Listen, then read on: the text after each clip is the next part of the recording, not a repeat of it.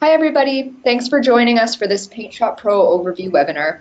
I'm Melanie Hyde, the Product Marketing Manager for PaintShop Pro, and I'm joined by Roger Wambolt, who's a Corel product trainer with over 21 years experience teaching Corel graphics products to Corel software users as well as Corel staff.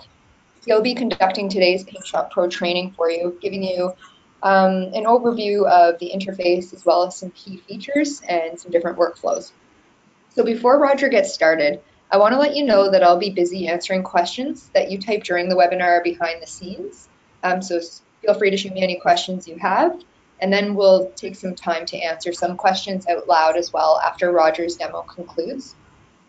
And this webinar is being recorded, and it'll be posted to our YouTube channel, as well as to our Discovery Center. The link is learn.corel.com/webinars, and I'm going to drop this into the chat for you as soon as Roger gets started too, so that you have that link. Please allow a day or two for us to get the webinar recording loaded to these places. If I've got it loaded to YouTube by tomorrow, when I do the follow-up email to you guys tomorrow, I'll make sure that I include that link for you. Lastly, we've got some great offers for you as a thank you for attending this webinar today. So we're offering 40% off on PaintShop Pro 2018, as well as PaintShop Pro 2018 Ultimate, and that's for the full version or the upgrade version. And we've also got 50% off any one item in the PaintShop Pro 2018 Welcome tab. So there's all kinds of brushes, scripts, other creative content, as well as Corel applications. It just excludes third-party applications from that offer. So I'm going to send out the details of those offers so that you can redeem them in tomorrow's follow-up email as well. That's all I've got to say. So I'm going to let Roger take it from here, and I hope you guys enjoy the webinar. Thanks very much, Melanie. Good morning, good afternoon, and good evening, ladies and gentlemen. As Melanie mentioned, my name is Roger Wambolt. I'm Senior Product Trainer. I'm going to go through this application. We've slated an hour and a half. I've got an awful lot of information to cover, and I do want to allow space at the end for questions. So I'm just going to jump right in. What we're looking at right now is the welcome screen for PaintShop Pro 2018 in Essentials mode. Now, this is a new mode within 2018, and I'll show that we'll slip into the complete mode very shortly. But the Essentials mode basically starts off with the welcome screen, and there's an edit tab. On the welcome screen, we have things such as start. I have what's new, upgrade, learn more, gallery, and get more. That's very quick. I realize that. I'm going to go through that again when we get into the complete mode. To get into the complete mode, I'm going to have to switch over to the edit tab. And when you install the service pack, if you install the latest service pack, it will automatically put you into the Essentials mode. To get back out of that, it's simply a matter of going to the File menu, down to Workspace, and select Complete. That's going to put me into the complete mode. That's the mode I prefer to use simply because it gives me all the tools that are possible within PaintShop Pro. Now, as this is loading up, you'll notice I have a couple of dockers on the right-hand side, or a couple of palettes on the right-hand side. For now, I'm going to close off the Learning Center. I'll talk about that a little bit later on. And let me go back to my welcome screen. You'll notice that I also have the Manage tab and the Edit. So let's take a look at these various tabs and see what that's all about. Start off with is the Start. This allows me to go through. I can select recent files that I may be working with. I can switch workspaces, create a new document, a new from template, or I can open an existing file that may not be in this list. This covers what's new in the application. I can click on Upgrade. So if I want to purchase the Ultimate Upgrade, I can do that through here. The Learn takes me to a number of different tutorials that I have access to. I can actually watch the video online. And Melanie mentioned the Discovery Center. I'll show you that a little bit later on as well. So these are various tutorials that we have access directly within the application, or as we've said, you can go to learn.corel.com. Gallery is basically to give you a little bit of inspiration, give you an idea as to the type of stuff you can do within the application, and just simply browse through there and give you some potential ideas. And of course, Get More is what it's all about in the Welcome tab as well. You'll notice that we have some filters here I've got the special offers, get more applications, scripts, creative content, and I have the ability of scrolling through here. If there's anything in here I want to purchase, I can certainly do that. Purchase process is very quick and very easy. If I do purchase something, it will say that it's currently owned. There are some stuff in here that's free of charge. Anything that's free, it'll simply say download, and it's simply a matter of clicking on the download. Creative Content Pack, KPT collections, and that sort of thing. So these, there are some free stuff throughout here as well that you can access. Next, we have the Manage tab. And on the Manage tab, once we get there, it gives me the ability to quickly manage my content. Now you'll notice that I have this panel that appeared at the very beginning in the center. It's called our guided tour. This one particular collection of guided tour panels, specifically for the Manage tab, talks me through the different areas within the Manage tab and quickly gives me an overview of what these panels are for. So let me just go ahead and I'll close this off. Actually, let me go back one. I don't want to be in map mode yet. So I'll close this off. Down the left-hand side, we have our navigation. This allows me to browse to where my content is. Now, there's two ways of doing this. One is to click on the Computer tab, and here I can go through various collections that's either on my hard drive, whether it be on a memory stick or whatever the case may be. I prefer to use the Collections tab, which allows me to browse out to my hard drive or various locations. Now, I'm going to go down to this folder. I've done a webinar similar to this before, and I've been asked by users at the end, where do I get this collection of folders and whatnot? You can't. This is my own collection, but it gives you the ability to create various folders and store your content in. There's a couple of different views here. I have a thumbnail view. I can come up here and I can select a full screen view, in which case I can click through these images and take a look at them. If I double click an image, it'll open up in a larger preview, and of course I can just close that off. The next thing I want to talk about is my map mode, which is right here. I'll click on the map mode, and what that does is it's going to change my display. It gives me a world map. Now let me just go into this folder of maps. You'll notice that I have little push pins on the map. This is indications to where some of these pictures are taken. On the right-hand side of the Manage tab, we have a palette that gives information about the file itself. So if I select this file, for example, on the General tab, it tells me the date it was taken. You'll notice I have a star rating.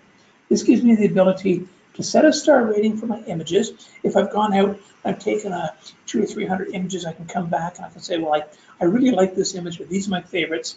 We then have the ability to sort all my images by star ratings. I want to see all my images, and let's go back to thumbnail view. I want to see all my images that I have as 3-star ratings, or I want to see all my images 4-star ratings. I can certainly do that very easily. Let me go back to my map mode, and I'm going to continue from there. Expand the particle shop, or the TSP content rather. And so these images that have a small red push pin, that's an indication that that image actually has GPS coordinates attached to it. And if I take a look at places, this is where the image was shot. I'm going to move my go-to panel out of the way. If I scroll down, I can see the latitude and longitude of that image where it was shot. Now, if you have a smartphone and you turn your GPS on, it will automatically apply the GPS coordinates to the image. If you don't have a smartphone and you happen to know where the shot was taken, or maybe you have some shots taken there with and without, I have the ability of selecting an image and I can copy the GPS coordinates. I can then go to another image and actually paste those coordinates on. We also have the ability to delete a coordinate. Now, if I've got a shot of, let's say first day of school, and I've taken shots of my kids on the school bus at the school, I may not necessarily want that GPS information on the image. I, of course, have the ability to delete that. One more thing with respect to the map mode, you'll notice that we can actually see the map here. Now, if I go to satellite view, it's going to drop down. And that particular shot was taken right here on the street. If I wanted to, I can actually jump down into Street View and take a look at the houses on that street and see where that was actually shot. Let me just turn that off. And I can actually scroll around. That particular shot was shot in the backyard of this house. So map view is a handy little tool. I'm going to get out of my map mode now. I'll talk about maps. I'm going to go to the Edit tab. For the rest of this session, we're going to be spending time with the Edit, and we'll take a look at some of the things we can do in this mode. So again, because I've switched to the Edit mode, we have our guided tour. It's going to walk me through the Edit tab and tell me where the toolbars are, my materials palette, layers palette, all this sort of stuff. And then once I've gone through that, then of course I'm back in the into the application. If I didn't want to see those, then of course there's a little check mark in the bottom left corner, and I should have shown you that, where you can say don't show this again. So down the bottom we have our organizer. You'll notice I don't have my navigator here. Simply clicking on this folder will allow me to show or hide the navigator. If I don't have the navigator or organizer open, I can simply right-click a blank area anywhere on a toolbar, go to my palettes, and I'm going to select organizer. From here, I can click on my navigator. You'll notice that we have a down arrow, a push pin, and an X. The X will close it. This will hide the pane, and this will minimize it. This is a great way to give yourself more real estate when you're working within the application. If I click on the push pin, it collapses these palettes. If I need to get back to it, it's simply a matter of mousing over it, and I can go back and it will bring up another image for me if I double click on it. So long as my cursor is here, it's going to stay open. As soon as I move my cursor away, of course it disappears. I'm going to, excuse me, leave this one open, and I'm also going to leave this open for now.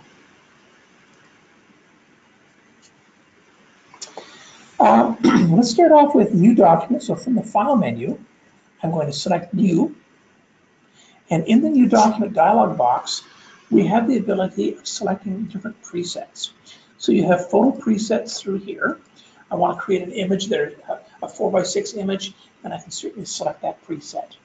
I have some paper presets, some web if I want to design a web banner or something like that.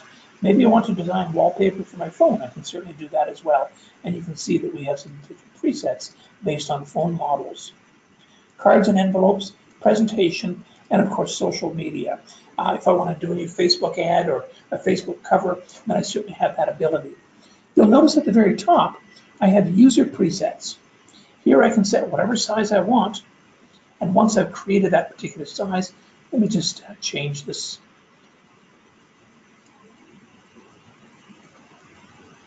And go through all of that, and then it's just simply a matter of saving that as a preset. I'm just going to cancel out of this. Next, from the File menu, View from Template. Now we have a number of templates that are provided with the application, and I can scroll through and see a lot of those. There's some that are for purchase as well. We also have some templates that are free of charge. So go through and just take a look at the different templates. If you happen to want to use one for this is here, for example, as a threefold or a trifold brochure, then of course it's simply a matter of clicking on download. You then have access to that template and to the content on that to use it the way you need to. Close that down. Now, I'm going to get into some cropping. We start getting into the tools within the application. I'm going to close off these palettes. It's going to give me a little bit more space. First one I want to talk about is cropping. So I'm simply going to double click on this image. Now, I've done my family tree a while ago, and I was fortunate enough to get a couple of suitcases of old photographs from my grandmother before she passed away. And so in doing the family tree, there's a lot of images that I had to scan in. Being able to lay them up 4 up at a time is a great time saver. If I come to my crop tool, I'm going to crop my first image Simply click and drag. And something I think it's unique in PaintShop Pro is the ability to crop to a new image. Now what that means is that if I select this icon, it's going to crop that image for me. It's then going to bring back the original and allows me to crop the next image in. So if you've actually scanned in 4 images and you want to crop them all out, this is a great way to do it. I don't have to bring back the original image or open up the original image again, simply to get that file back. I'm going to click on this. And then the final one, I'm going to draw a marquee around this. I'll crop this image. Notice that I'm going a little bit beyond the image. That's because it's crooked. Now I don't need the rest of this anymore. I've already copied those out, or cropped those out rather. So I'm just going to click on the check mark, and that will do the crop for me. Next tool down I want to show is the straighten tool. I'm going to zoom in so we can see this a little bit better. You'll notice I have a bar here. I'm going to drag this across here, and on the other end, I'll move that. So long as that's perfectly horizontal with this train bridge, I'm going to click on the check mark, and that's going to allow me to apply it. I can now grab my crop tool and effectively crop this out, and I'll click on that. Now, let me just check one thing here. I saw an indication on my panel on the right-hand side. My apologies. I thought there was a message for me. Let me get back on track. I'm sorry for that, ladies and gentlemen. All right, I'm going to jump down to this folder, which is perspective and straightening, just to cover a couple more straightening images here. I'll click on the leaning tower of Pisa, and if I select my straighten tool, you'll notice that I can also move this up and down. If I grab the right position on that, I'm going to indicate what should be perfectly vertical. I'll click on the check mark, and then I fix the problem that the photographer created by taking a crooked shot. Okay. Just kidding there. So straighten tool, very easy to use if you have an image that's crooked. As I say, simply, there's another view from that same bridge, a different time of day, of course, but it's the same bridge. And simply click on the check mark, and that will straighten that image. Also, under the straightened image is perspective correction. This is a pretty cool tool. I'm going to take this image, and let's say I was taking an image I'm on street level, looking at this window box that's on the second story. It's at a bit of an angle. So long as I take these 4 nodes, I'm going to put those into position as to what should be looking at it square on. And I'll click on my check mark, and now I'm automatically elevated to the second story, looking straight across the alleyway at the window, and it looks beautiful.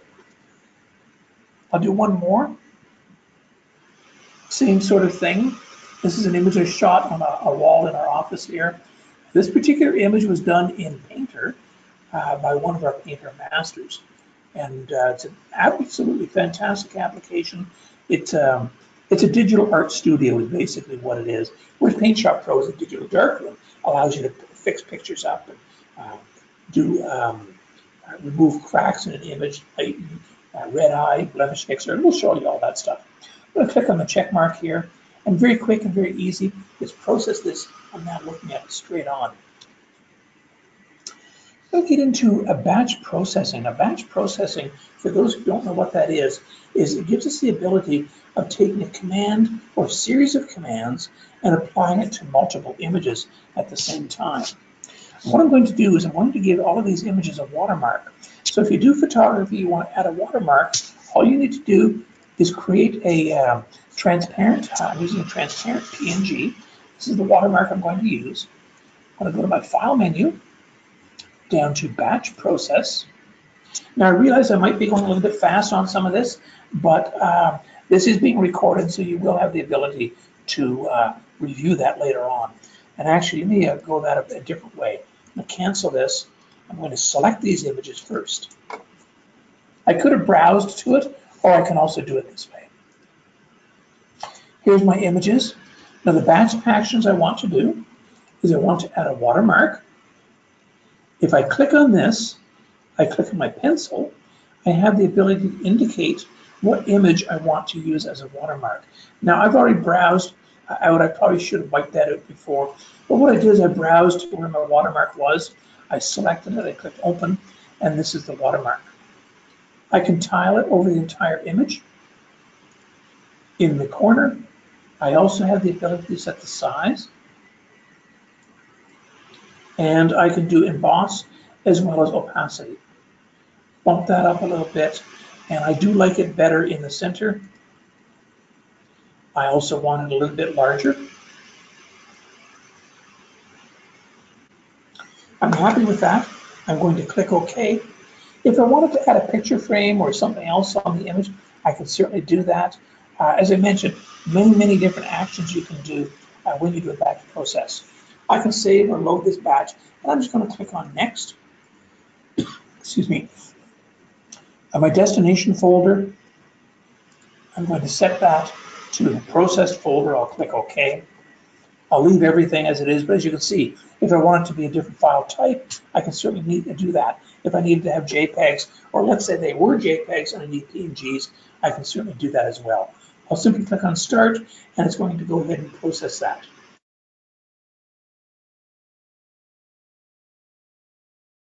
Now, of course, if you're dealing 300 or 400 files, that's the sort of thing where you might want to do it after dinner and then go watch a show, or maybe do it before dinner and go have dinner, that sort of thing. I'm just doing it on a few images, and so as you can see, it's fairly quick. When this is done, I can simply click OK on this. You'll notice I have the ability to show up a report, and it's going to give me a report of all of the processing. I'll simply click OK, and now if I expand this folder, I go to my process folder, you can see that all of my images have the watermark added to it. One other nice feature is under the Windows menu, when I select Close All, any image that has a check mark in it, when I click on Save Selected, will automatically save that out. So it's a great way to do a batch save on the images as well. I'm not going to do that here because I have other images that are currently open that I don't want to save. So I'll just leave that as is. Enhanced Resize tool, if I double click on this image, and then I go to my image menu, down to Resize, here we have a number of different methods to resize this image. I can do it by pixels. I can do it by percentage. Maybe I want to do a print size. And you'll notice that there's some standard sizes in here. I want a 4:6 standard size. I can set the resolution, that sort of thing, and then simply click OK, and it will modify that image for me. So it's a great way to resize your images. We've talked about the perspective and straighten tool. Now let's take a look at the fill flash. Fill flash, for those that aren't aware of the term, is basically, let me grab my pick tool so we don't see the crop marquee on there. Fill flash is a photography term where if you have a subject with a bright light coming from behind, you're going to want to have a flash in front of your subject to fill in the shadow area. Hence, it's called a fill flash. In this scenario, unfortunately, I can't really use this image, not until PaintShop Pro came along. From the Effects menu down to, no, it's not, I always get this one wrong. From the Adjust menu down to Fill Flash, it then allows me to increase the strength of the light that's hitting my, my image. And as you can see, it's now brought detail out in here. I have the ability to adjust the saturation on that, bring it up, bring it down, depending on what type of effect I want to create. I'll simply click OK. And that, so that works quite nice. Another situation, you might look at this image here and say, well, you don't really need a fill flash, but watch what happens when I adjust the, add a fill flash to this. We brought that up, and now we can see the texture in the fabric itself. So fill flash does really work quite well in bringing out the detail in an area that's a little bit subdued because of the lighting.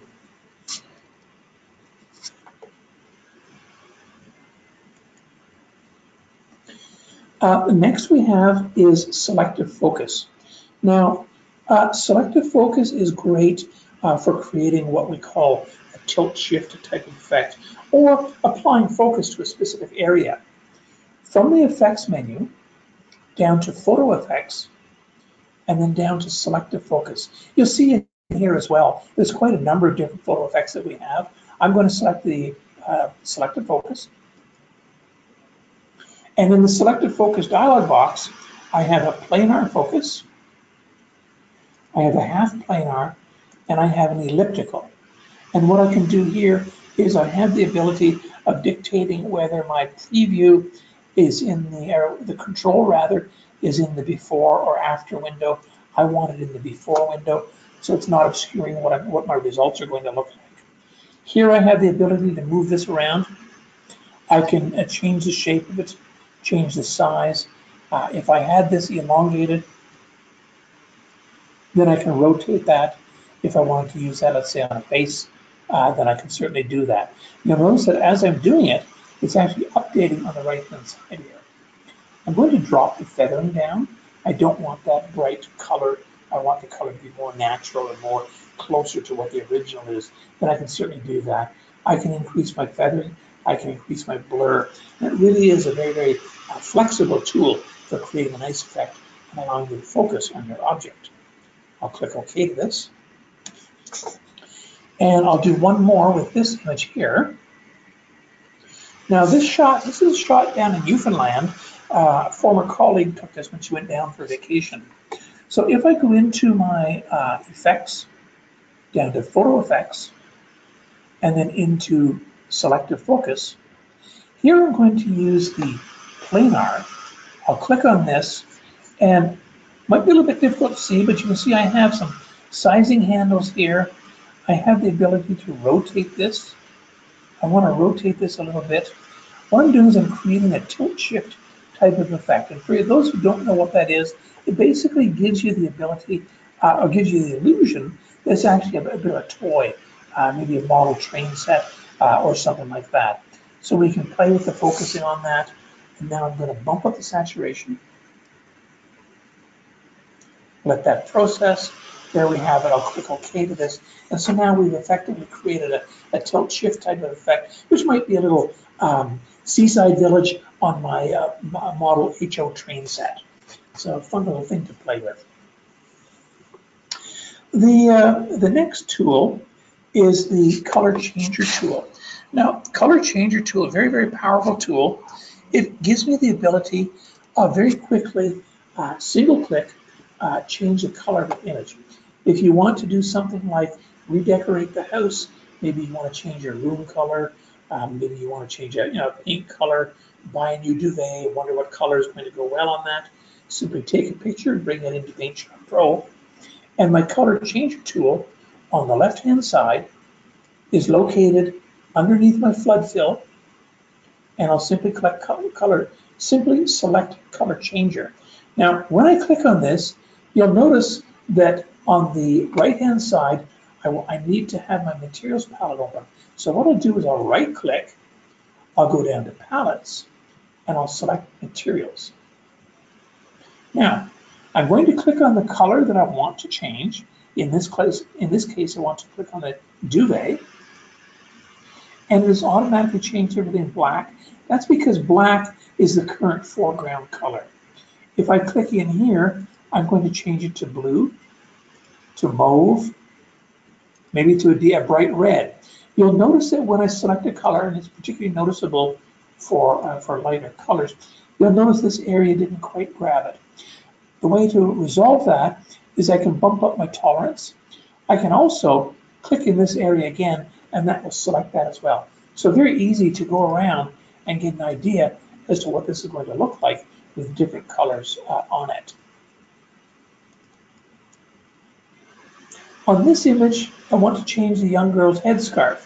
So I can simply click on here, and it's now changed the entire scarf. Let me do a Control-Z, which is undo. I call it the Oops key. And what I'm going to do is I'm going to come over here. I'm going to grab my freehand selection tool. This is one of our masking tools. We've got a number of different masking tools. And what a masking tool is, In layman's terms, an easy way to explain it is you're going to paint the windowsill. You're going to take masking tape and you're going to tape the wall and you're going to tape the glass pane itself before you do the paint. The reason you do that is you want to avoid getting paint on the wall or on the window itself, on the glass itself. So you're using masking tape to mask off the area and protect it. What I'm doing is I'm using a mask tool to mask off an area and protect it. In this case, what I'm doing is, because I haven't inverted my mask, I'm actually protecting this entire area. I only want to change the color of this object. I don't want to change the color of this portion.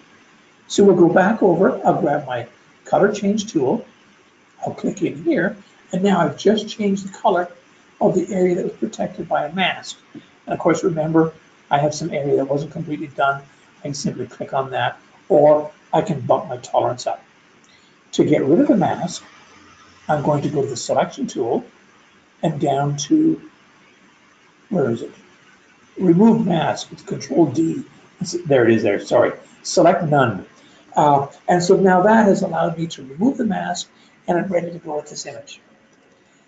Similarly, I've got this image here. If I wanted to color this object yellow, but I didn't want to color this yellow, then of course I would mask off that area. But now I've got myself a Caribbean style little villa or little shopping mall. Now, next tool is fade correction.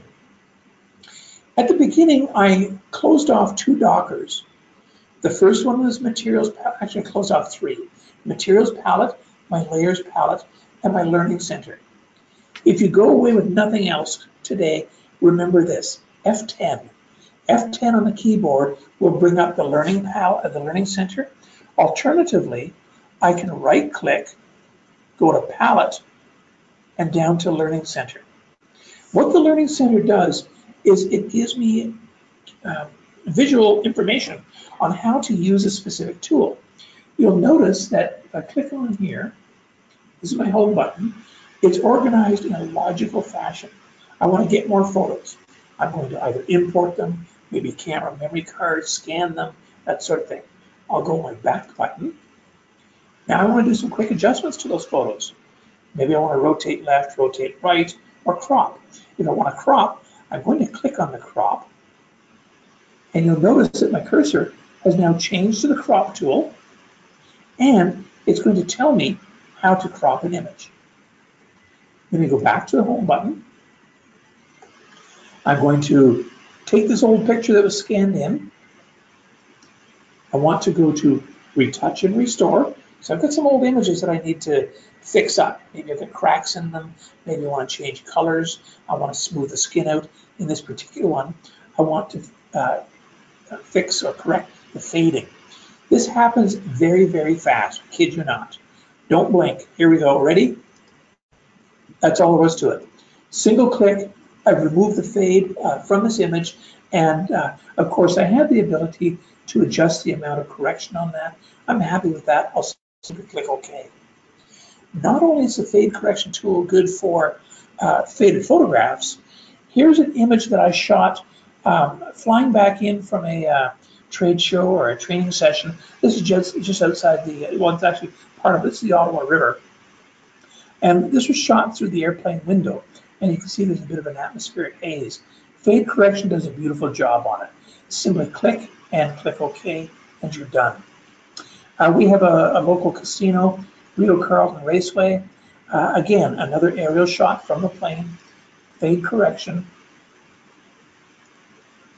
And I'm sure we've all seen this type of shot flying over the Grand Canyon or other parts of the big, beautiful US.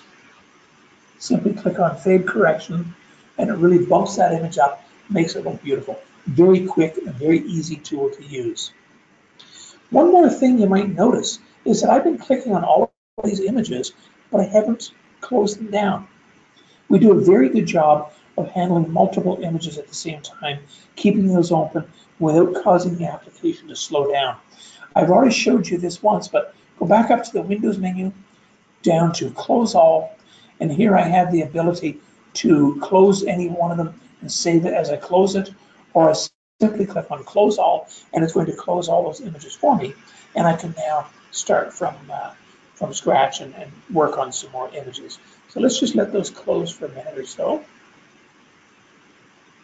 Now, one more thing is at the beginning, Melanie mentioned the Learning Center.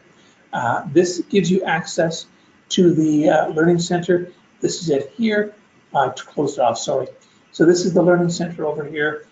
This is how we get back our guided tour. And I can select Don't Show This Again. I've mentioned that.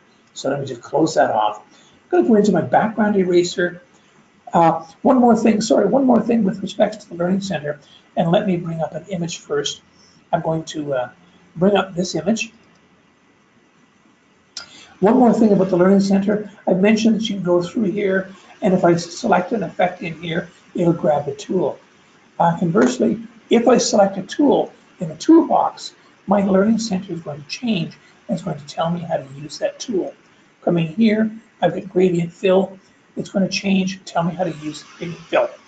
If I don't have enough information in here, I can click on More Detail, and it's going to launch the help book that ships with the application, gets installed with it, and it's going to give me much more detailed information.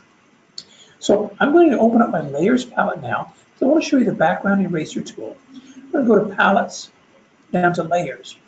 A layer, look at a layer this way.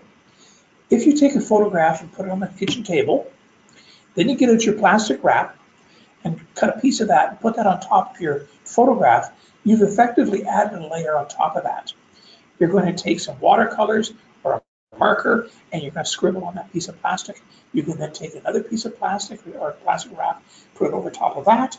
You now have two layers and you can add other stuff to that, maybe a couple of stickers or whatever the case may be. So you get the idea. That's basically how layers work. Here we have the ability to add another layer, and I can either click on this icon to add a new layer. There's different types of layers. I'm not going to go into the different types of layers and what they're for right now. I will be talking about a new raster layer a little bit later on. Another way to create a layer is to simply take an image and drag and drop this into my layers palette. So let's drop that down on top of this. I'm going to use my background eraser tool, and it's found underneath the pen. Very common question. How do I take Uncle Bill out of this picture and use him someplace else? Now, the background eraser tool is the one you want to use, and the Discovery Center, or the Learning Center rather, is telling me how to do that. You'll notice that my cursor is a large circle with a pencil in the middle and a black tip eraser.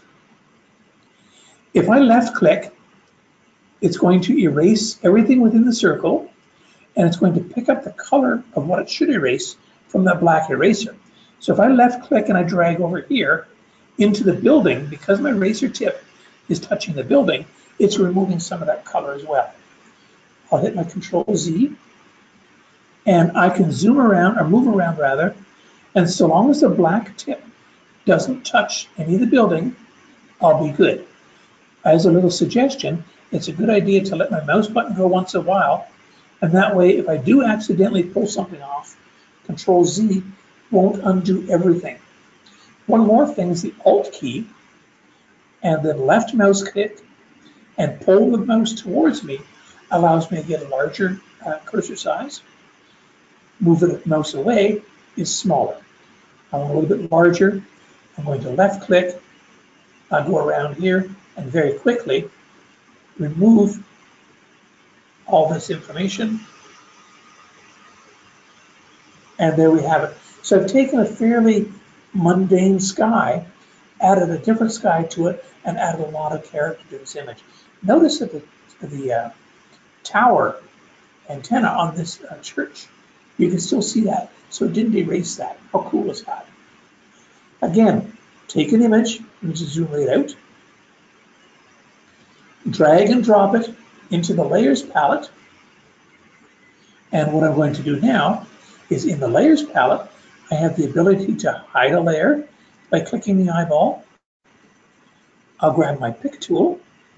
Let me make this a little bit smaller. And now I'm going to grab my background eraser, zoom in a little bit, and I'm going to erase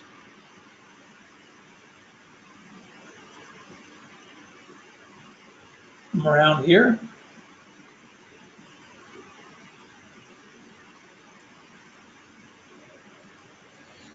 And now let's just turn this back on. With this object still selected, I can grab my pick tool and I can move him where I want to. And now I'll just put my text on here, and I've created myself a little bit of a poster. Talking about removing objects, there's a couple of different tools we have that will allow you to remove objects from an image.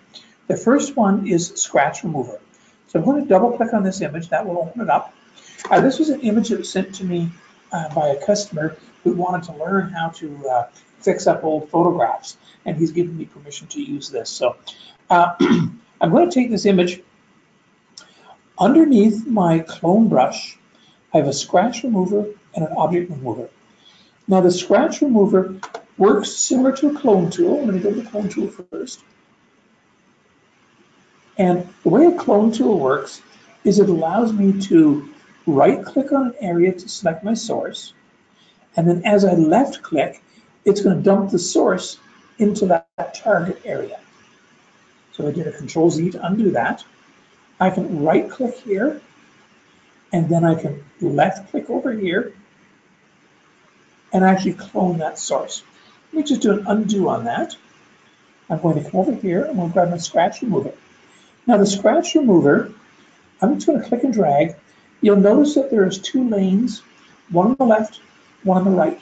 The way this tool works is it takes the color, texture, and pixel information from the two outside lanes and dumps it into the center. It's a great tool for fixing scratches. I'm going to zoom into here. I'll go right up here, and all I'm doing is dressing it up. And so, as I say, it's a great tool. There's a little part between the legs where we can get rid of that. It might be a little bit distracting. Very quick and very easy to remove scratches. When we get into a wider area, there's other ways to do it. I can make the brush wider, go straight up. As I get into different textures and different colors, an easy way around it is just use a smaller brush or do it in smaller steps. If I'm doing something like the bride's face or the dress, again, I want to go with smaller steps. If I go up here, I'm going to have a little bit of a problem in that I've wiped that out. So in this situation, I may want to switch to my clone tool. With the clone tool, again, hold the Alt key down, allows me to adjust that size. And what I do with this is zoom right in. I'm going to right click in this area, just copy that over very gently, right click, Control Z, that was wrong. I can go back to my scratch remover. And that brush is way too big. Oops.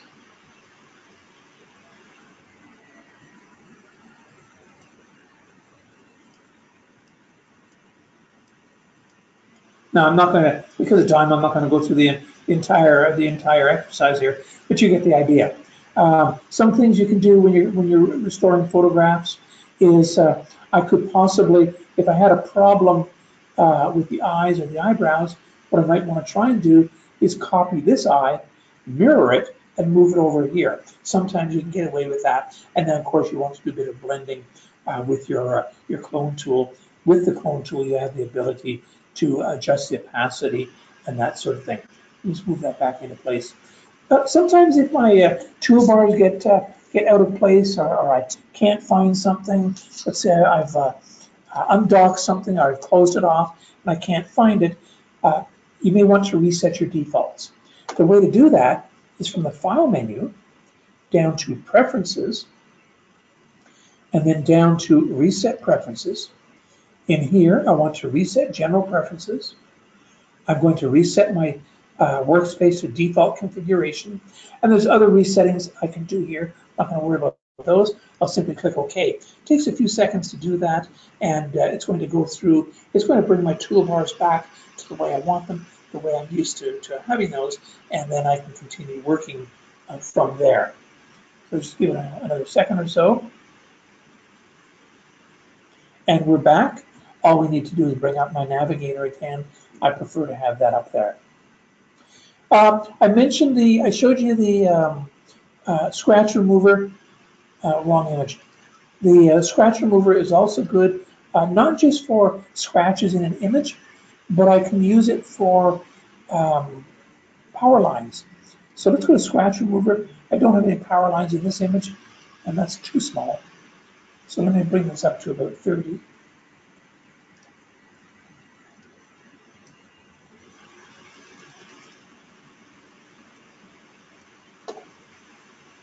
Let's bring that to 80.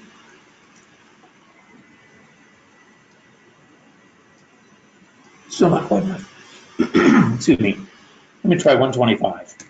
We'll get that.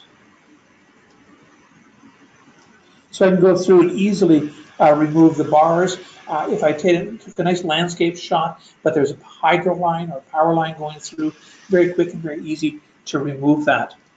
Another object removing tool is called, oddly enough, Object Remover. It allows me to select an area that I want to remove, and then on the property bar at the top, I'm going to select a source that I want to replace it with. So I'll just resize this.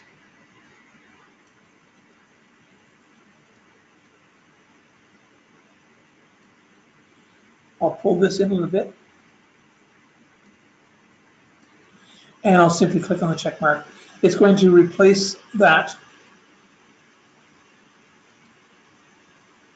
And it didn't. Well, isn't that odd? We won't worry about that. We'll figure that out, and I'll let you guys know how it works out. All right, Smart Carver. Smart Carver is a great tool for removing objects from an image that you don't want. Uncle Bill's in the image, you want him out of there. Maybe a seagull flew by or something like that. This is a shot I took at a destination wedding in Jamaica of Jessica. Nice shot. I was bothered by these balloons. If I go to my image menu, down to Smart Carver, we have these getting started palettes. Now throughout the application, there's a number of getting started palettes. It's basically a 1, 2, 3 approach as to how to use a specific tool. I'm just going to close this off. And what I need to do here is I'll need to select the area that I want to remove. And you notice I'm not being super careful with it. And looking at the image, I thought, well, let's remove the tree as well.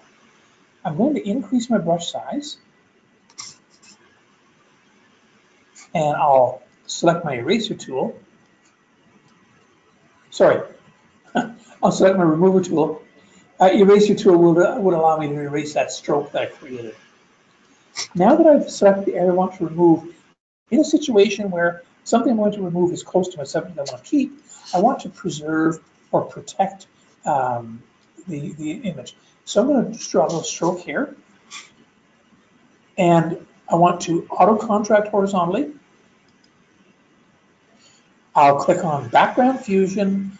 I'll click OK. It returns me back into PaintShop Pro, and here I have my image. Now I can sell this to the groom for a couple $100 and make a nice little profit on it. Okay, Smart Edge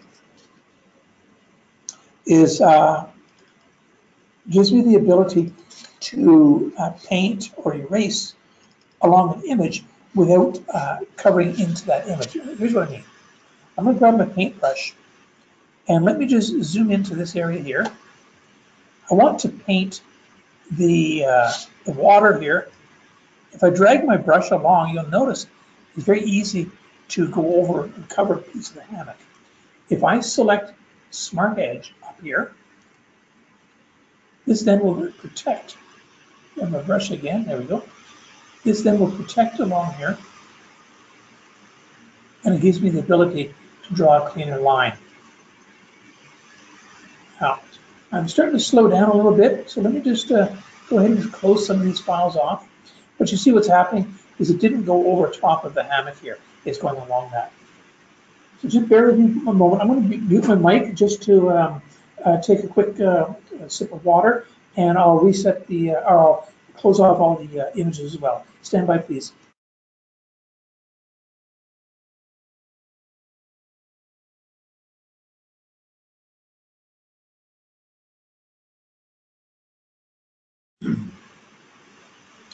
All right, the next one is Photo Blend.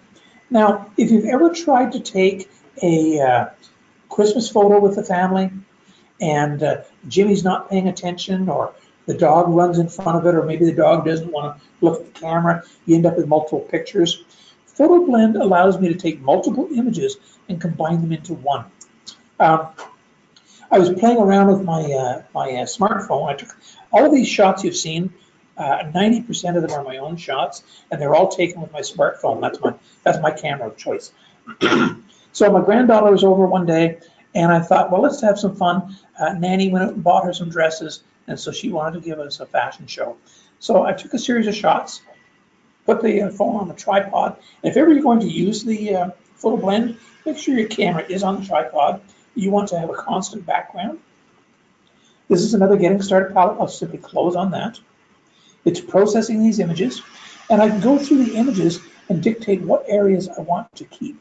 So here I'm going to select my brush in, and I of course want to keep her here.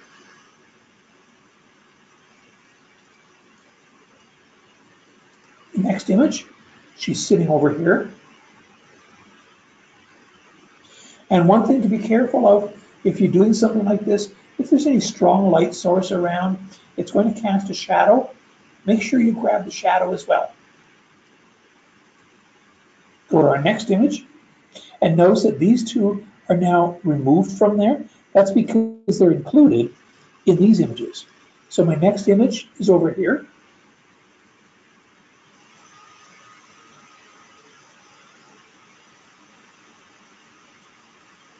And this is also a great way to allow you to inspect or review your image. Note that I have a little hole here. I'm going to come back here, and I'm going to click on that. Alternatively, I could have switched the brush out, and I could have selected there. The final one, she's standing up here.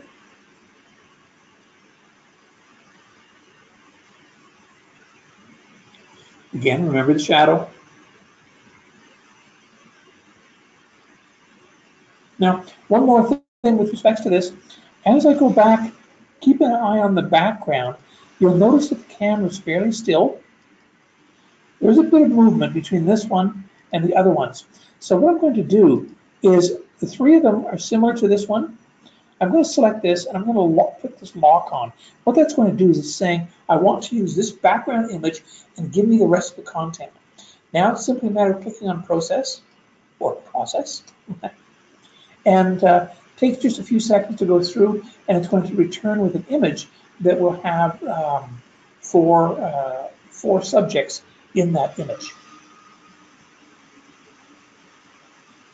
And there we have it. So it's a fun little novelty image that I could use to give to her mom, or she can print out and stick up on her wall. If you're doing a Christmas image, for a family portrait, by all means, it's a great way to do it. We have a tutorial on the Discovery Center that shows that as well. I can save and close. I'm just going to close. That brings me back into PaintShop Pro. Okay, Makeover Tool. We're doing pretty good for time, I think. I think we've got for maybe another half hour, so I think we're going to be good for time. We're going to have some time for questions as well, which is great. Makeover Tool. So I'm going to open up this image here, and on the left-hand side, toolbox, underneath my red eye, I have Makeover. Now, let me go back to red eye. I'm going to zoom into this picture here. Simply a matter of clicking on the eyes, and I can correct that. Notice that I've got a bit of the eyelid. I'm going to undo, Control-Z, hold the Alt key down, make that a little bit smaller. And now I'll zoom out a bit. I'm using a roller ball on my mouse to zoom in and zoom out. Under the red eye rather, is my Makeover tool. And the Makeover tool in the interactive toolbar, I have Blemish Fixer, I've got Toothbrush, Eye Drops, Suntan, and something called Thinify. Yes, it's Thinify. So let me go and grab the Blemish Fixer. You'll notice that I'm going to make this fairly large for starters. Notice I have an outer circle and an inner circle, very similar to the scratch remover. The texture and color that's in the outer circle will be dumped into the inner circle. Hold the Alt key down, left click, move the mouse away from me, and it's going to change the size of that. Single click, single click, single click. That's all I'm doing to go around here and remove the blemishes. Very quick and very easy. Works well for hot spots as well. There's a hot spot from the flash, or maybe a bit of oil on the skin, whatever the case may be. I can play with the size of that. That to me is a little bit dark, but you can get the idea. It's a matter of playing with the size, and you can very easily remove the flash marks. We have the toothbrush, adds the whitening. If your intensity or strength is too high, you're going to get a calamine look on her face. I'll just do a Control Z. In that scenario, you'll just bring the strength down. It happened that time because I actually clicked on her skin. So very quick and very easy to do something like that. I'll go back into the eyes. We have the eye whitener. And then the last one is thinify. Let me open up this image. Now this bride definitely is not, does not need thinifying in my opinion, but just to show you how that works, it's simply a matter of clicking horizontally and click and drag horizontally, and I can thin out the image somewhat. I'm going to do a bit of a makeover now with Sarah. So I've got this image, and I'm just going to show you some of the tools we've seen already, just to give you an idea as to what we can do with that. I'm going to start with the blemish fixer. Hold the Alt key down to change my brush size, and I'm going to go around and clean up that. That didn't work out quite well enough. I'll zoom in, hold the Alt key down, make it smaller, and there we have it. So very easy to get rid of some of these blemishes. I mean, those ones are fine, but just to show you how to do that. Next thing I want to do with her is I'm going to crop. Now, one of the things about the cropping that I didn't discuss with you, some of those that do photography and I do a lot with portraiture and composition and whatnot, will recognize the golden rule or the rule of thirds. So we have that in there. We have the ability of turning that off and on. I can also rotate my crop grid as well. So I'm going to crop this, basing that on the rule of thirds, which basically says try to get your center of focus in one of these quadrants, and you'll have a much more pleasing image. Let me make that a little bit smaller. And I basically got her eyes through the center of that. I'm going to click on this, and I'm happy with that. Now, one thing I want to do with this is we talked a little bit about layers. I'm going to go to my layers palette on the right-hand side. I'm going to select New Raster Layer, and I'm going to call this Eyes. I'll click OK to this. And what I can do now is I'm going to grab my paintbrush, and I'm going to paint her eyes. So let's zoom in. The Alt key, again, changes brush size. And I'm painting them this, I guess I can call it turquoise green. It's actually painting on the layer itself. So this is my piece of saran wrap, my plastic wrap, over top of the photograph, and I'm painting on it.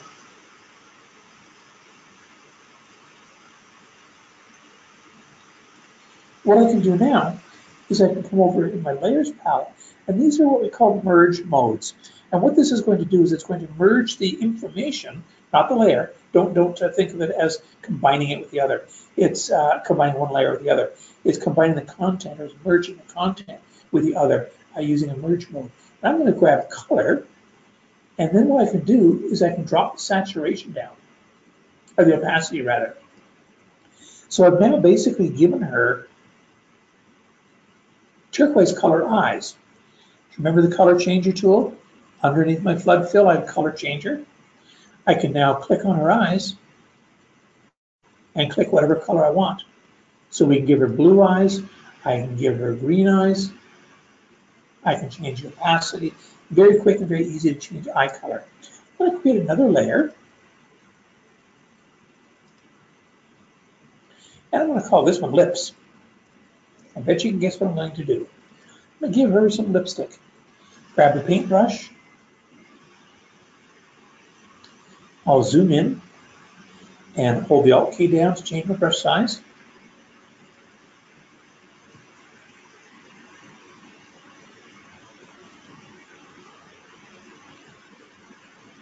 Now, this is not too bad. She doesn't have her lips parted so you can't see teeth. If there was, of course, you wouldn't want to peep the teeth. Nobody wants to have blue teeth. I'm going to increase the size of that a bit.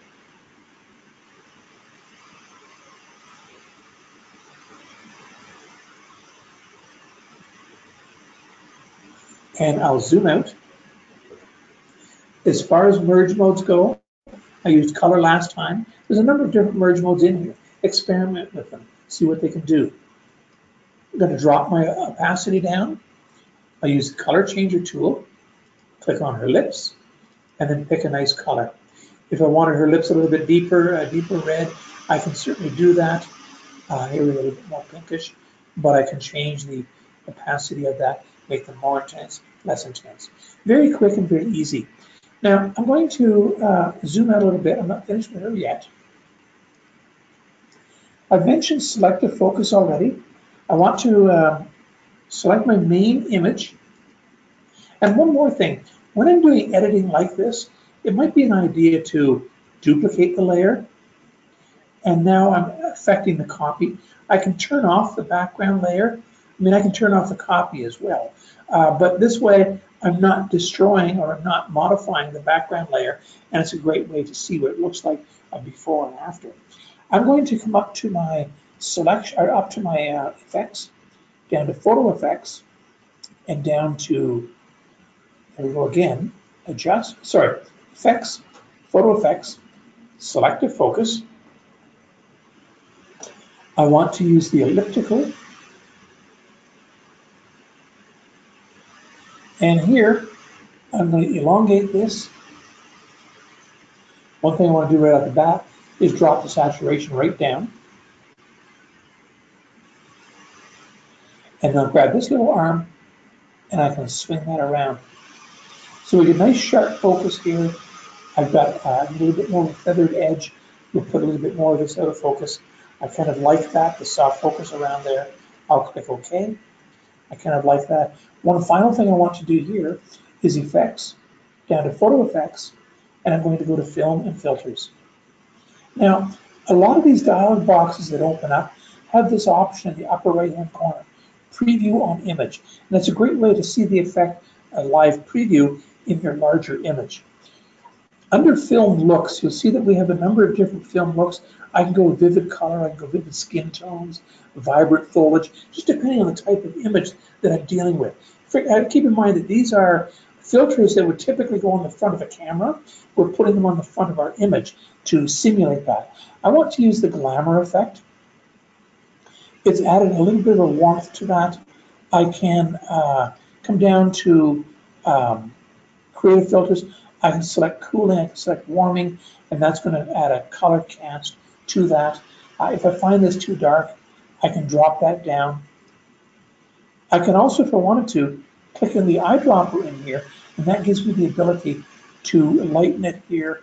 I can grab a different shade, different hue, and now that's sort of a pinkish color. I'll click OK to that, and then the live preview, I can see that on the image. I'll click OK, and I'm done. I'm kind of happy with that, so I can then go ahead and go forth with that. If I want to see what it looks like the before and after, let's turn this one back on. So there we can see our before and after, the lens filter, as well as the soft focus. Magic fill, magic move, we're almost done. So I'm going to go into here.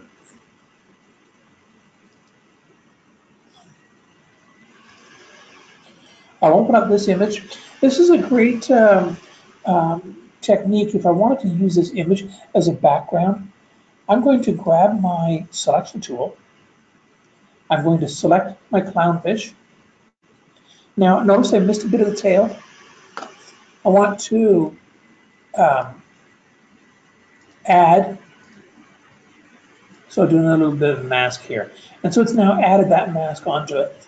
I'm going to click on the action, which is magic fill. It's going to take a matter of seconds. It's going to go through there, and it's going to remove my fish and it's going to replace the background where the fish was. Control D will remove the selection, or I can go up to selection and select none. Let's open up one more. We'll do one more with that. With this one, I'm going to use my freehand selection. I'll just left click. I'm going to drag around this area. Come to the end. I let the mouse button go, and I go action, and it's going to apply that effect. You'll see the green bar along the bottom. That's my processing bar. Another time you see the green bar, I may not be doing anything. What that actually is doing is it's creating a backup or a restore point for any images that I currently have open. So it's a great way to, if you happen to crash or close, the power shuts off or something like that, it will create a backup. That's what it's doing right now. It's actually doing the backup for me. Time Machine. Now, Time Machine, I think PaintShop Pro is one of the only applications that can give you a history lesson when we talk about, excuse me, a history lesson when we talk about photography. I'm going to do a right click, palettes, turning center. I'm going to go back to my home. I'm going to come down to effects, and I'm going to click Time Machine. Time Machine, as I say, gives you a history lesson. The first types of photographs were the daguerreotypes, widely used between 1839 and 1855. And this is typically what one would look like. So it gives you a bit of a lesson of the different styles of photography throughout the years. Here we have an albumin. Here we have cyanotype. My favorite is the platinum. So the platinum is between 1873 and 1920. Some of us, myself included, may remember box cameras. So box cameras had a very distinctive frame around the perimeter of the image. If I select preview on image, then of course I'm going to get the preview. And if I had it zoomed out here, there we are. I can see the frame around that. I'll simply click OK, and I'm done. I'll do one more with the Time Machine. I'm going to do this one. I want to create a haunted house type of effect. I'm going to use the daguerreotype. In this particular image, I don't want the frame. So I have the ability to turn that frame off. I'll click OK, and there's my image. So very quick and very easy. That's one of the nice things about PaintShop Pro. A single HDR. I'm running a little bit low on time. I do want to save time, and I'm hoping that there's a lot of questions that so I can get the information directly to you folks. I've got to watch my time. So HDR stands for high dynamic range. And basically what it allows you to do is take a bracketing shot that is usually 2 stops underexposed, 2 stops overexposed, and a normal stop. The reason being is because, well, actually, maybe I should show the other one first. The reason being is if I take 2 stops underexposed and I have some bright lights, those bright lights aren't going to be washed out. If I take it overexposed, then the shadow areas, I'm going to be able to get more detail in that. So here we have an underexposed shot, and I've got nice exposure on the lighting. This is overexposed, and I've got really washed out. I can select these 3 images, select these 3 images, and click on Process, and it's actually going to merge those together. And so I have good detail across all the images. Let me do that once more. That was pretty, that wasn't very good. Let me just do that again. So right click, HDR, Exposure Merge. It brings up the Getting Started palette. I'll close that off. Here's my underexposed, normal exposure, and overexposure. Note the shadow areas here that you don't see detail. I select these 3 and then Process. What the auto brush is for, brush in and brush out, is let's say I had an aircraft flying by at the time on one of the shots, then I can brush out that aircraft. Here it is completed. I've done the blend or the merge with those. We've also provided some default artistic styles, if you will, and feel free to go through, look through those, and you may find something very appealing or very pleasing.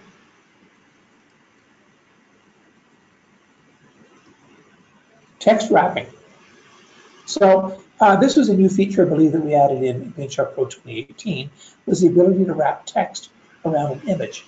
Now, for the sake of time, I'm not a fast typer by any stretch of the imagination, so I'm just going to type in gibberish. But here I have the ability of grabbing the magic wand. I can select an area, and I don't know if you can see that, but it's actually created a mask marquee around this area. If I select my text tool, and then click on my document,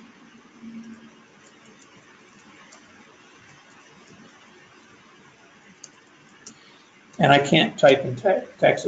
I can't talk and type at the same time. So as you can see, very easy to type text in here, and it's flowing around the path. That's a great way if you want to do a brochure, and maybe you wanted a speech bubble and the text in the speech bubble. It's a great way to do that. I can change the font size. I can change the actual font itself. Grab something a little bit different. I have quite a few fonts on my system, but I can bold, I can do a number of italics. I can change my font color, my stroke color. That is the outline around the perimeter of the text. I can change that as well. Do anti-aliasing, a number of other things. The create as vector versus create as a floating or selection. What that will allow me to do is if I create it as a vector, it will allow me to continue editing the text afterwards. And my last one, I'm going to bring up this. And actually, before I do that, let me just close off these other pictures. The last one is the text shape cutter. That's kind of a neat little effect. If you wanted to create a piece of text that has a texture in it from one of your photographs, then you can certainly do that. I'm going to open up this image here, and let me go ahead and open up this image. Now I'm going to grab my text tool, and I'm going to type in Hall's Carver. Okay, I just gave it away. You can tell I'm Canadian. Let me go ahead and I'll resize this.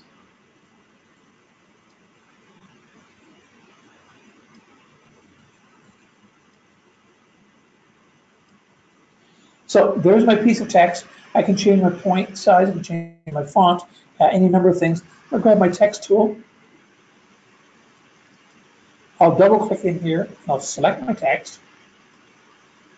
And now I'm going to click on this icon. What that's going to do is it's going to cut out that text from the image and create a new file out of it for me. And what I can do is I can left click on this. I'm going to drag up to here. Sorry, up to here, and let the mouse button go. That now has put that in there for me. I'll grab my pick tool, move that into place, and now any layer, if I double click on the layer, you'll find that I have additional settings in here. Under layer styles, for example, there's things I can do such as adding drop shadows. I can do a bevel on it. I can do a emboss. If I do the emboss, I can change the lighting. I can change the size, opacity, do a number of different things with that. And it's actually going to affect the text. That's it. We're done. I'm done showing everything I need to show. What I'm going to do now is we're going to see what questions we have. Melanie, I'll throw it back to you and see if we have any questions, and we can go from there. Thanks, Roger. We do have some questions. We've got a question about the folders that you have in your collections tab.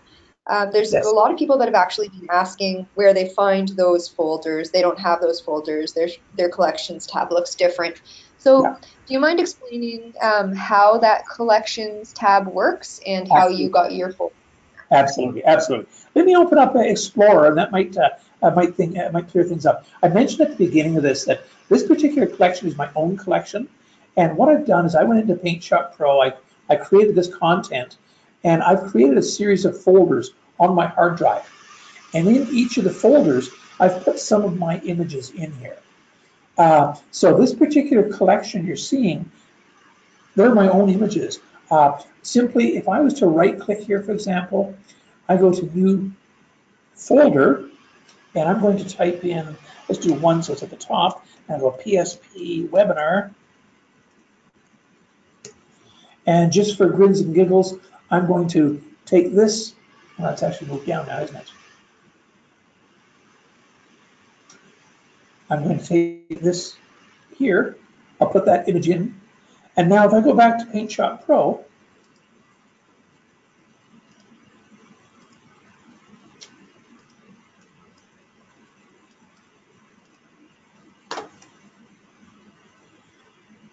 and I will collapse this, and I may have to, yeah, I do.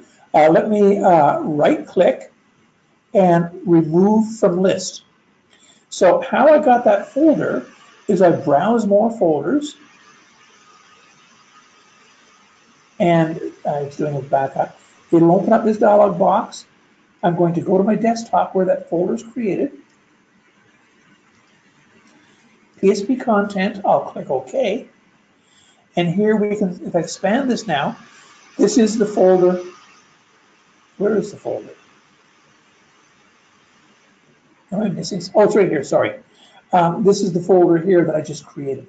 So that's my own set of collections, my own collections.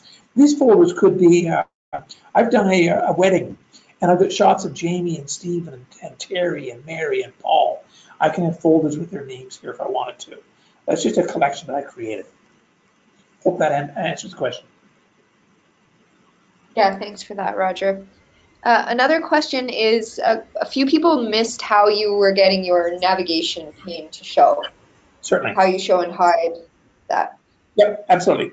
So by default, when you reset the settings, you have your organizer along the bottom. This little icon here, and if the organizer isn't there by chance, right click anywhere on the on toolbar.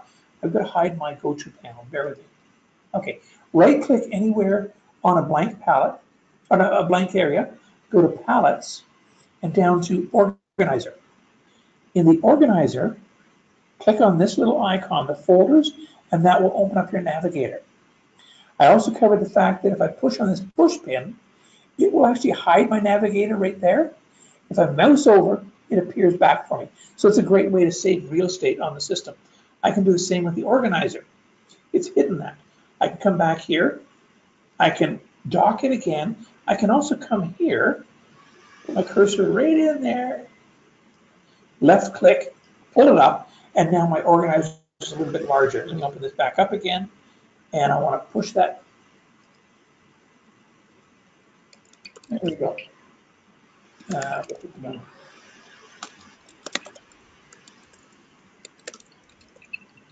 Okay, something's happened there, ladies and gentlemen.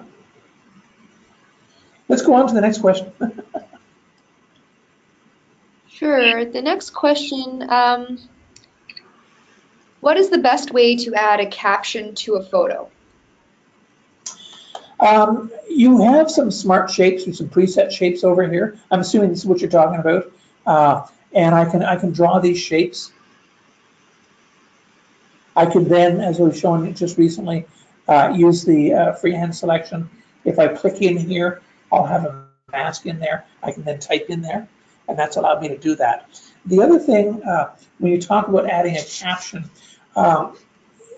something else we can do is if I go over to the Manage tab, and I select an image over here, under General, I have the ability to add tags and captions over here. This image, as I say, I shot with my smartphone, so the caption reads Samsung. I could add a caption over here, and that information is stored in the exif data on the file itself. So there's two different types of captions. I hope that answers it. Thanks, Roger. Somebody has asked, I want to put a photo in a circle. Is there a way to make a perfect circle? Let's go into the Edit tab.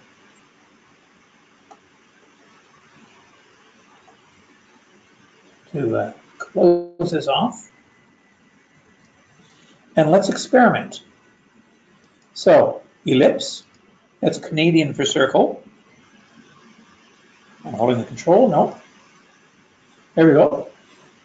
With the ellipse tool selected, hold the shift key down, and I can draw a perfect circle.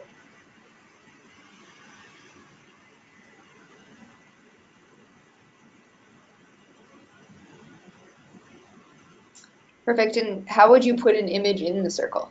What I would do is from the selection, I'd have to play with it. I'm going to create a mask out of this object and then use that mask to mask my circle. Now, also, I wonder, again, we're trying something here. Can I do that? No, that's not going to work.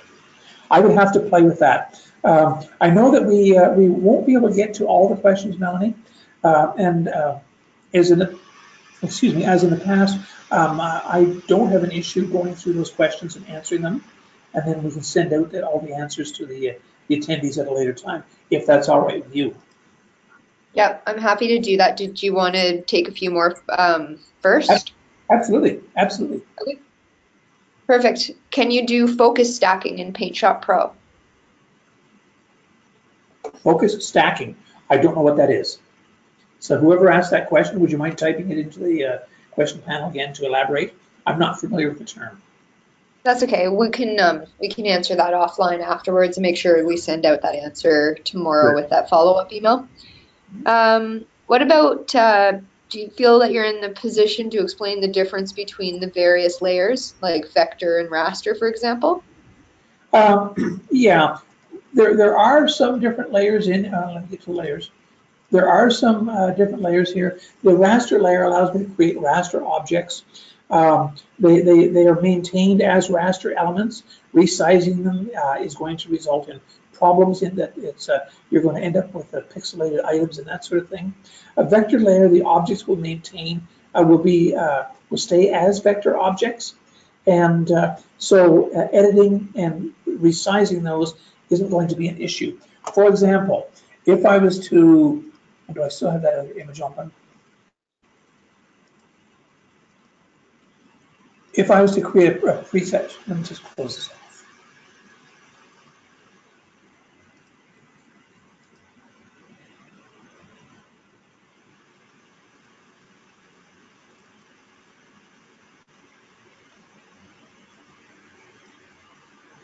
I've created a new object. This is a vector object, and so in creating that, it automatically creates a vector layer for me.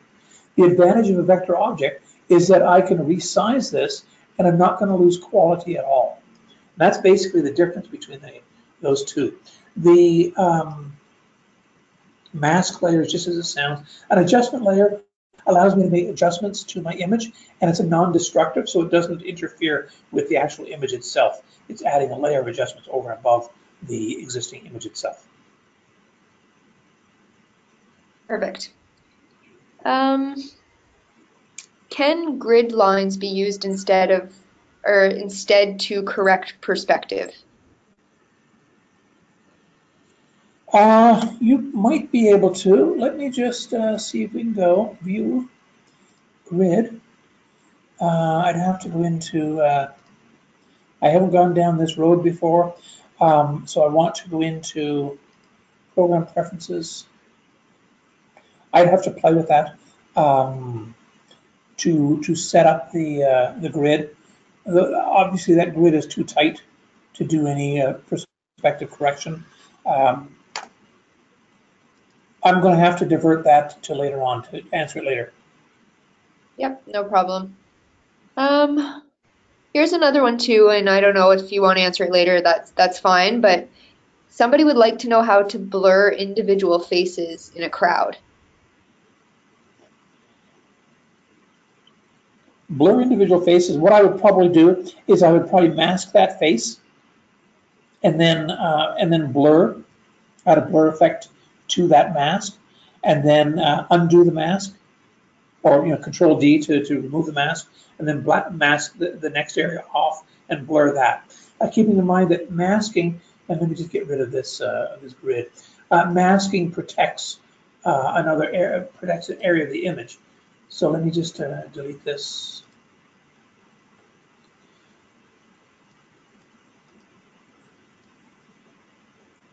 So I've masked this area, and I'm going to go to Selection, Invert,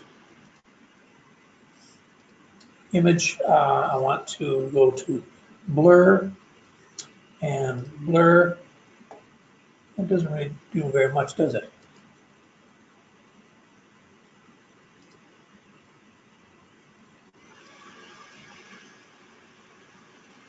That's okay. Cancel. Selection. Invert.